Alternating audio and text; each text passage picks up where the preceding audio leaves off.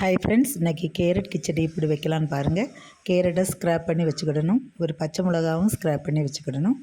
நல்லா இது பண்ணிவிட்டு அதுக்கப்புறம் தேங்காய், இதுக்கு ஜீரகம், பச்சை மிளகாய் இவ்வளவும் தேவை.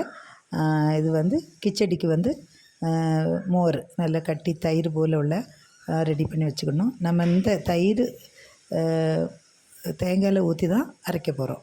அது நல்லா அப்போ அரைச்சி நல்லதாக இருக்கும். இப்படி எல்லாம் ரெடி பண்ணி வச்சுட்டு அரைச்சிட்டு நம்ம இதில் கேரட்டில் வந்து மிக்ஸ் பண்ணி வச்சுக்கலாம்.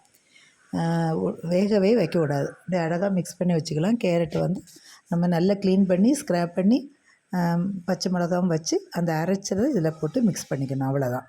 அதுக்கப்புறம் இது சீன்சட்டியில் கடுகு, உளுந்தம்பருப்பு, வற்றல் மிளகாய், கருவேப்பிலை எல்லாம் போட்டு தாளித்து நம்ம மிக்ஸ் பண்ணி வச்சுருக்கிற கேரட்டு தயிர் கூட மிக்ஸ் பண்ணிடணும். அதில் அப்படி போட்டுட்டு உப்பு போட்டு நம்ம மிக்ஸ் பண்ணணும். அவ்வளோதான். கிச்சடி ஈஸியாகவும் ப்ரிப்பேர் பண்ணலாம்.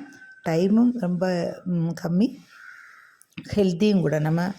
நம்ம வந்து அதை பாயில் பண்ணாமல் வைக்கிறனால கண்டிப்பாக அது வந்து ஹெல்த்தி. தேங்காய் வந்து நம்ம தயிர் கூட சேர்த்து அரைக்கிறனால சீக்கிரம் கெட்டு போகாது. நீங்களும் ட்ரை பண்ணுங்கள். ரொம்ப நல்லாயிருக்கும். கலர்ஃபுல்லாகவும் இருக்கும், பார்க்குறதுக்கு ரொம்ப டேஸ்ட்டாகவும் இருக்கும், ஹெல்த்தியும் கூட. பிடிச்சிருந்தால் லைக் பண்ணுங்கள், ஷேர் பண்ணுங்கள், கமெண்ட் பண்ணுங்கள், சப்ஸ்கிரைப் பண்ணுங்கள்.